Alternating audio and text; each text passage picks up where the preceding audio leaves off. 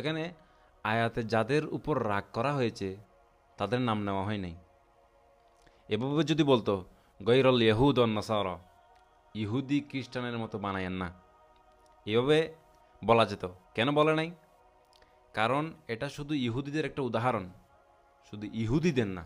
কারণ এটা শুধু ইহুদিদের উদাহরণ একটা, এটা উদাহরণ কোরআনের ইহুদি, সমস্ত ইহুদি নয়। কোরআনের মধ্যে ভালো ইহুদিদের কথাও আছে, যারা জেনে বুঝে ভুল করে তাদের ইহুদি দিয়ে দিয়ে উদাহরণ দেওয়া হয়। কিন্তু এটা কি সম্ভব কোনো মুসলমান জানার পরও ভুল করে? এটা কি সম্ভব কোনো মুসলমান আল মাকদুবি আলাইহিম এর মধ্যে হবে? হতে পারে। আর এখানে যদি শুধু ইহুদিদের উদ্দেশ্য হতো, তাহলে দোয়াইটা হতো যে হে আল্লাহ আমাদেরকে সঠিক রাস্তা দেখান এবং আমাদেরকে ইহুদি বানাই দিয়েন না। এটা কি হতে পারে? কোনো সেন্স আছে? ইহুদি এমনিও আপনাকে অ্যাকসেপ্ট করবে না, ওটা জেনেটিক রিলিজন। পরিবার ছাড়া বা আপনার দ্বারা যদি তাদের বংশের সাথে না মিলে তারা আপনাকে নিবেই না।